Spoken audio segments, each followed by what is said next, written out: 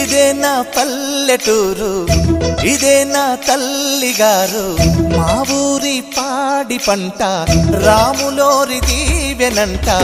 తల్లి గోదావరి నీళ్ళు కడిగ సీతమ్మ పాదాలు, ఊరంతా హాయ్ హాయ్ హాయ్, మనసంతా హాయ్ హాయ్ హాయ్.